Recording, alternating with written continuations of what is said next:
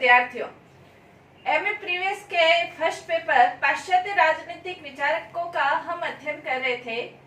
पाश्चात्य राजनीतिक विचारकों के अंतर्गत जो मध्ययुगीन चिंतन है, उसके अंतर्गत जो चिंतन की प्रमुख विचारधाराएं हैं या पुस्तकें हैं, वो अधिकतर चर्च और राज्य के बीच संघर्षों के अंतर्गत ही लिखी गई है। तो आज हम जो अध्ययन करेंगे वो चर्च और राज्यों के बीच जो संघर्ष की स्थिति है, किन कारणों से उनके बीच संघर्ष रहा, इनका हम अध्ययन करेंगे। इसके अंतर्गत गेटल ने जैसे ये कहा है कि पोप की लौकिक शक्ति का उद्भव और पराभव, सम्राटों की शक्ति का उद्भव और पराभव के इर्द गिर्द ही मध्ययुगीन राजनीतिक चिंतन हमें देखने को मिलता है। पाश्चात्य राजनीतिक चिंतन, पाश्चात्य राजनीतिक चिंतन और भारतीय राजनीतिक चिंतन के अंतर्गत यदि हम सबसे बड़ा अंतर देखें तो भारतीय राजनीतिक चिंतन के अंतर्गत मध्ययुगीन जो चिंतन था, इसमें हमारे यहाँ कहीं पर भी धार्मिक सत्ता और राजनीतिक सत्ता में कहीं पर भी हमें विरोध की स्थिति या संघर्ष की स्थिति देखने को नहीं मिलती। भारतीय चिंतन के अंतर्गत यदि देखा जाए तो यहाँ पर राजनीतिक और धार्मिक सत्ता में कोई विरोध नहीं था, बल्कि अनेक राजाओं के ऐसे उदाहरण मिलते हैं जब राजाओं ने अपने राजनीतिक वैभव को परित्याग करके उन्होंने धार्मिक जीवन की ओर अग्रसर हुए, धार्मिक जीवन या कह सकते हैं आध्यात्मिक जीवन की ओर वो अग्रसर हुए, राजाएं खुद। जबकि पाश्चात्य राजनीतिक चिंतन के अंतर्गत मध्य युग का तो पूरा चिंतन संघर्ष के इर्द गिर्द ही घूमता हुआ नजर आता है। और इसीलिए जैसे सेबाइन है, उन्होंने भी ये कहा है कि 11वीं और 12वीं शताब्दी की जो रचनाएं हैं, 11वीं और 12वीं शताब्दी की सारी रचनाएं चर्च और राज्यों के बीच संघर्ष से लिखी गई या संघर्ष पर ही लिखी गई रचनाएं हमें देखने को मिलती है। चर्च और राज्यों के बीच जो संघर्ष है, उसका प्रमुख कारण यदि हम देखें तो चर्च और राज्यों के बीच संघर्ष का प्रमुख कारण चर्च सर्वोच्च है या राज्य सर्वोच्च है। पोप ये कहता है कि चर्च सर्वोच्च है, जबकि राज्यों के द्वारा ये कहा जाता है, सम्राट के द्वारा, कि सम्राट सर्वोच्च है। पोप का जो प्रतिनिधित्व कर रहे थे, रोम के पवित्र जो चर्च थे, वो चर्च का पोप का प्रतिनिधित्व कर रहे थे रोम के, जबकि सम्राट या लौकिक सत्ता, राजनीतिक सत्ता का जो प्रतिनिधित्व कर रहे थे वो रोमन सम्राट, इंग्लैंड के सम्राट, जर्मनी के सम्राट, ये उसका प्रतिनिधित्व कर रहे थे। तो कहने का तात्पर्य ये है कि पोप और राज्यों के बीच जो संघर्ष की स्थिति थी, एक दूसरे की सर्वोच्चता को लेकर स्थिति थी। इसके अंतर्गत जो पोप थे वो ये चाहते थे कि सभी क्षेत्रों के अंतर्गत हम अपनी 11वीं और 12वीं शताब्दी के अंतर्गत कुछ जो दूसरे राज्य थे, जिन्हें कि पाश्चात्य साहित्य के अंतर्गत बर्बर राज्य या बर्बर सम्राट कहा है, उन्होंने रोम के ऊपर या रोमन साम्राज्य के ऊपर, राज्यों के ऊपर आक्रमण किया, तो उनके ऊपर अपना अधिकार कर लिया। जैसे इटली है, अन्य जो राज्य है, उनके ऊपर अधिकार कर लिया। इस अधिकार के अंतर्गत जो राजनीतिक सत्ता है वो तो पराधीन हुई, लेकिन ईसाईयत बची रही। पोप, गिरजाघर, बिशप, इनकी जो सत्ता है, इनके ऊपर किसी भी प्रकार का कोई आंच नहीं आई। इसलिए भी ये सिद्धांत और ज्यादा मजबूती पकड़ लिया कि जो धार्मिक सत्ता है वो सर्वोच्च है, उसे कोई भी परास्त नहीं कर सकता है और कोई भी उसको हरा नहीं सकता है। इसलिए धार्मिक सत्ता हमेशा ही सर्वोच्च रही है। और इसी सिलसिले के अंतर्गत कई ऐसे जो किताबें हैं, ग्रंथ है इत्यादि की रचना हुई। और इसी के अंतर्गत जैसे हम देखें डनिंग की कोटेशन, डनिंग ने यह लिखा है कि अरस्तु के निधन के बाद 11वीं शताब्दी तक जो भी ग्रंथ लिखे गए हैं वो कुछ ही पृष्ठों में समाप्त हो जाते हैं, लेकिन 11वीं शताब्दी के अंतर्गत कई ग्रंथों की रचना हुई और उस ग्रंथों की रचना में प्रमुख रूप से 115 ग्रंथ अस्तित्व में आए, जिसके अंतर्गत 115 ग्रंथों में कुछ ग्रंथ ऐसे थे जो पोप की सत्ता को सर्वोच्च सिद्ध कर रहे थे, कुछ ऐसे ग्रंथ थे जो राज्य की सत्ता को सर्वोच्च सिद्ध कर रहे थे। जो पोप की सत्ता को सर्वोच्च सिद्ध कर रहे थे वो पोपवादी कहलाए या पोप सत्ताधारी कहलाए, और जो राज्य की सत्ता को सिद्ध कर रहे थे वो लौकिक सत्तावादी। पोपवादी और लौकिक सत्तावादी, इन दो भागों में जो विचारक है, रचनाकार है, वो विभाजित हो गए थे। यानी कि मध्य युग का जो चिंतन है वो इसी पर आधारित था कि पोप सर्वोच्च है या राज्य सर्वोच्च है।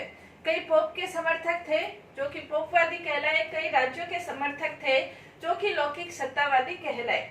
हमारा जो अध्ययन है उसके अंतर्गत हम अध्ययन करेंगे कि जो धार्मिक सत्ता को सर्वोच्च सिद्ध करने वाले हैं उन्होंने अपने तर्क के लिए कौन से उदाहरण दिए, और जो लौकिक सत्ता को सिद्ध करने वाले हैं, सर्वोच्च सिद्ध करने वाले हैं, उन्होंने अपने जो उदाहरण है उसके अंतर्गत कौन से सिद्धांत निर्धारित किए। अपने अपने क्षेत्र में दोनों अपने आप को सर्वोच्च सिद्ध कर रहे थे, और इसीलिए डनिंग ने ये कहा था कि मध्य युग में धार्मिक और लौकिक सत्ता का संघर्ष होना अनिवार्य हो रहा था। जो चर्च अपने समर्थन में जो आधार प्रदान करता है कि धर्म सत्ता को सर्वोच्च क्यों माना जाना चाहिए, उसके अंतर्गत चर्च ने कुछ आधार प्रदान किए हैं, जिसके अंतर्गत पहला ये है क्यों सर्वोच्च माना जाना चाहिए। पहला ये है कि आध्यात्मिक जीवन की श्रेष्ठता। इसके अंतर्गत संत एम्ब्रोस उस समय थे जो कि चर्च को, पोप को श्रेष्ठ सिद्ध, सर्वोच्च सिद्ध करना चाहते थे। वो ये कहते हैं लौकिक जीवन और आध्यात्मिक जीवन, लौकिक जीवन से हमेशा ही जो आध्यात्मिक जीवन है वो श्रेष्ठ जीवन होता है, और आध्यात्मिक जीवन श्रेष्ठ होने के लिए उन्होंने उदाहरण देते हुए ये कहा है कि एक तरफ शीशा है और एक तरफ सोना है। सोना और शीशा दोनों की जो चमक है वो एक जैसी है, लेकिन सोना हमेशा सोना ही रहता है, शीशा हमेशा शीशा रहता है।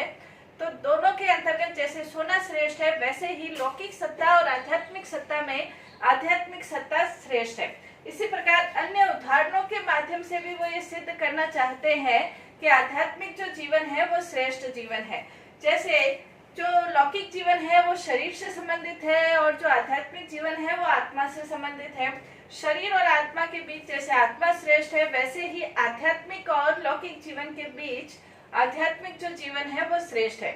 इसी प्रकार सूर्य और चंद्रमा का भी उदाहरण देते हुए ये कहते हैं कि जैसे चंद्रमा है वो अपने प्रकाश है वो सूर्य से प्राप्त करता है, अपना प्रकाश जब वो सूर्य से प्राप्त करता है तो नेचुरल रूप से चंद्रमा सूर्य के अधीन है, यानी कि उसे अपने प्रकाश के लिए सूर्य पर निर्भर आश्रित रहना पड़ता है। इसी प्रकार जो पोप है वो सूर्य है, और जो राजा है वो चंद्रमा के सदृश है।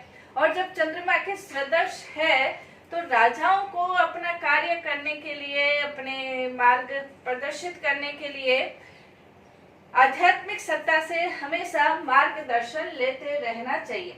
तो इस प्रकार के उदाहरणों से पोप है वो ये सिद्ध करना चाहते हैं कि जो आध्यात्मिक सत्ता है वो श्रेष्ठ है, और जब आध्यात्मिक सत्ता श्रेष्ठ है तो उसका जो कार्य क्षेत्र है वो कार्य क्षेत्र राजाओं के कार्य क्षेत्र के ऊपर हो जाता है।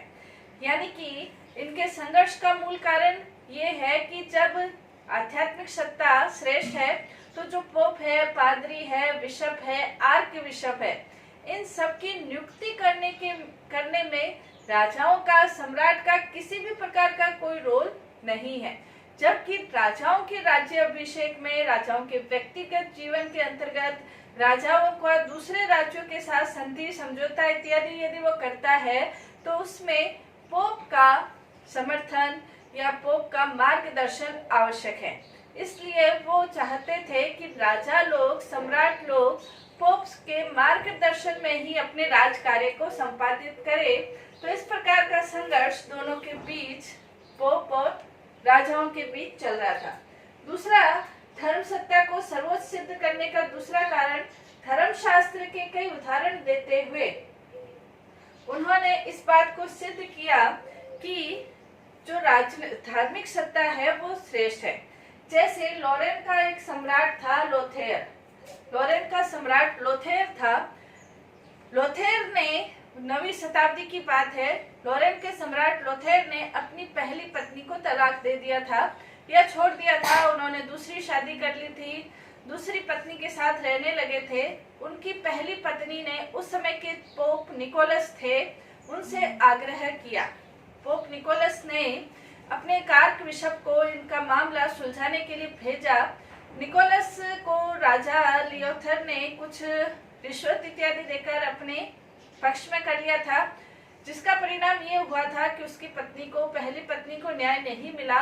इस संबंध में पोप निकोलस ने स्वयं इस मामले के अंतर्गत अपना समर्थन दिया और निकोलस को ये कहा कि आप अपनी पहली पत्नी को वापस से स्वीकार करो।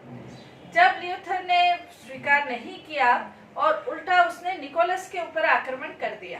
पोप निकोलस गिरजाघर में लगातार 2-3 दिन तक प्रार्थना करते रहे। इससे जो राजा सम्राट लियोथर था वो घबरा गया और उसने निकोलस की बात को मान लिया। तो इस तरह के ऐसे उदाहरण हैं जब पोप ने अपनी बात को, राजाओं के व्यक्तिगत जीवन पर भी अपनी बात को मनवाया है। तो इसका उदाहरण देते हुए कई जो पोप है वो 13वीं-14वीं शताब्दी में भी इन घटनाओं के उदाहरणों के आधार पर ये सिद्ध करते हैं कि पोप की जो राजनीतिक सत्ता है वो श्रेष्ठ।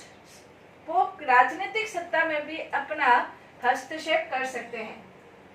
इसी प्रकार का उदाहरण उन्होंने बाइबल का उदाहरण देते हुए कहा था कि बाइबल के अंतर्गत ईसा मसीह स्वयं कहते हैं कि जिसे तुम यानी कि पोप, पादरी और जो बिशप, आर्क बिशप है, कि जिसे तुम पृथ्वी पर बांधोगे वो स्वर्ग में भी बंधा हुआ रहेगा, जिसे तुम पृथ्वी पर मुक्त कर दोगे वो स्वर्ग में भी मुक्त हो जाएगा।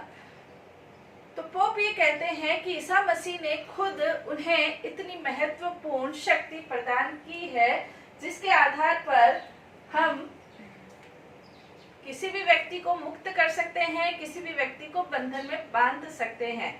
इसके अलावा एक और उदाहरण देते हुए वो ये कहते हैं कि ईसा मसीह ने अपने जो शिष्य थे पीटर, उनको ये कहा था कि पृथ्वी की भेड़ों की तुम संभाल करो। तो पोप ने इसका, एम्ब्रोस उस समय थे, उन्होंने इसकी व्याख्या करते हुए कहा था कि यहाँ पर भेड़ों का जो अर्थ है वो भेड़ों का अर्थ ये है कि इन भेड़ों में राजा और रंग दोनों ही शामिल है। यानी कि भेड़ों की संभाल करो तो उसमें राजा भी शामिल है और प्रजा भी शामिल है। तो राजाओं की, प्रजा की जो संभाल करने का उत्तरदायित्व ईसा मसीह ने पीटर के द्वारा पोप और पादरी को प्रदान किया है। जो संत इनोसेंट तृतीय थे, उन्होंने अपनी इस संबंध में महत्वपूर्ण भूमिका निभाई और धर्म शास्त्रों की व्याख्या करने के लिए उन्होंने बाकायदा एक समिति कह सकते हैं या व्याख्या करने वाले लोगों, जिसे कि कॉन्स्टाइन कहा जाता था, उस समय उन्होंने उनको रखा और वो धर्म शास्त्रों की जो व्याख्या करते थे वो इस तरह करते थे जिससे पोप और पादरी की जो सत्ता है वो राजनीतिक सत्ता से भी सर्वोच्च सिद्ध होती थी। तो इस प्रकार के उदाहरणों के माध्यम से वो ये सिद्ध करना चाहते थे कि पोप सर्वोच्च है। इसी प्रकार कुछ ऐतिहासिक जो उदाहरण थे, उन ऐतिहासिक उदाहरणों के माध्यम से भी उन्होंने ऐतिहासिक जो घटनाएं थी जिसके अंतर्गत हम कह सकते हैं कि थियोडोसिस एक सम्राट थे। उन्होंने उस समय एम्ब्रोस पोप थे। थियोडस सम्राट और एम्ब्रोस के बीच विवाद की स्थिति उत्पन्न हुई। थियोडस ये चाहते थे कि एम्ब्रोस के जो गिरजाघर है उनको समारोह के लिए दिया जाए। पोप एम्ब्रोस ने स्पष्ट मना कर दिया और ये कहा कि गिरजाघरों को कभी भी राज कार्य के लिए नहीं दिया जाएगा, यानी कि राज सत्ता के आदेशों को नहीं मानना। ये इस पोप और राज्य के बीच संघर्ष की शुरुआत थी। स्पष्ट रूप से नहीं माना। और इसके अलावा जब भी थियोडस एम्ब्रोस को आमंत्रित करते थे किसी भी फंक्शन में, समारोह में, तो वो इस कारण से शामिल नहीं होते थे कि जो थियोडिसिस है उस पर कई लोगों की निर्दोष लोगों के थियोडिस के ऊपर कई निर्दोष लोगों की हत्या का आरोप था और इस कारण से एम्ब्रोस ये चाहते थे कि थियोडिस प्रायश्चित करे। थियोडिसिस ने प्रायश्चित करने के लिए अपने राजसी पोशाक को उतारा और उनके एम्ब्रोस के चरणों में उन्होंने प्रायश्चित किया, जिससे इसका उदाहरण देते हुए पोप और पादरी ये सिद्ध करते हैं कि राज सत्ता के ऊपर जो पोप है, पादरी है, उनका राज सत्ता के ऊपर पोप और पादरियों का उनका उच्चता रहती है। इसी प्रकार एक और उदाहरण कैंस्टेंटाइन का उदाहरण है, जिसके अंतर्गत पोप सिल्वेस्टर उस समय था। कैंस्टेंटाइन ने अपनी राजधानी चेंज करते हुए पश्चिम के जो राज्य थे वो उस समय पोप सिल्वेस्टर थे उनको प्रदान कर दिए थे। तो उसके बाद पोप और पादरी ये कहते हैं कि पश्चिम के राज्यों की जो भी सत्ता है वो पोप के द्वारा ही राज्यों को प्रदान की गई है, इसलिए पश्चिम के तो राज्य वैसे भी उनको ऐतिहासिक रूप से ही उनकी सत्ता उन्हें प्राप्त है, इसलिए उन राजाओं को तो पोप की बात को मानना ही पड़ेगा। इसके अलावा पोप इनोसेंट तृतीय उस समय इतने महत्वपूर्ण पोप थे कि वो कूटनीतिक चातुर्य के संदर्भ में राजाओं के ऊपर अपनी सत्ता स्थापित करने में अपनी महत्वपूर्ण भूमिका निभाते हैं। पोप इनोसेंट तृतीय, पोप इनोसेंट तृतीय ने उस समय यदि देखा जाए तो करीब 7 राजाओं को दंडित किया था और 2 ऐसे राजा थे जिन्हें कि उन्होंने चर्च से बहिष्कृत किया था। तो इनोसेंट तृतीय के उदाहरण देते हुए, ऐतिहासिक उदाहरण देते हुए पोप और पादरी ये सिद्ध करते हैं कि पोप की जो सत्ता है वो हमेशा सर्वोच्च सत्ता है और राजाओं को अपनी सत्ता पोप के द्वारा ही जब प्राप्त है तो उनके अनुसार ही उन्हें कार्य करना है। तो इन ऐतिहासिक उदाहरणों के माध्यम से भी पोप अपनी श्रेष्ठता सिद्ध करना चाहते हैं।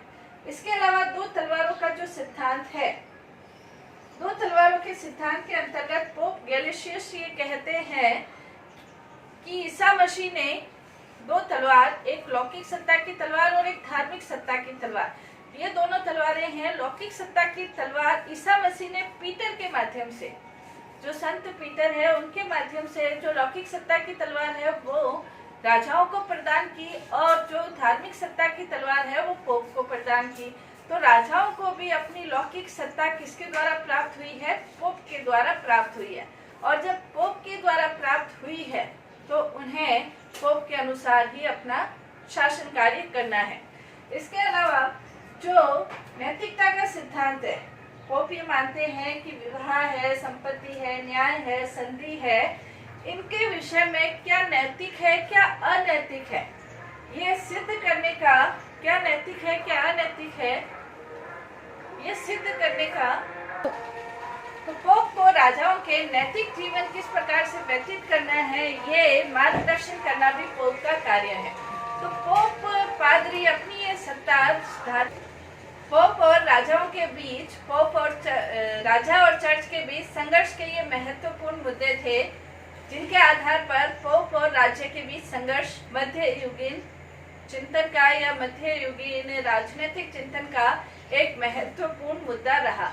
कल हम राजाओं ने अपनी श्रेष्ठता सिद्ध करने के लिए किस प्रकार के उदाहरण दिए उसका हम अध्ययन करेंगे, वो अपनी नेक्स्ट क्लास में। धन्यवाद।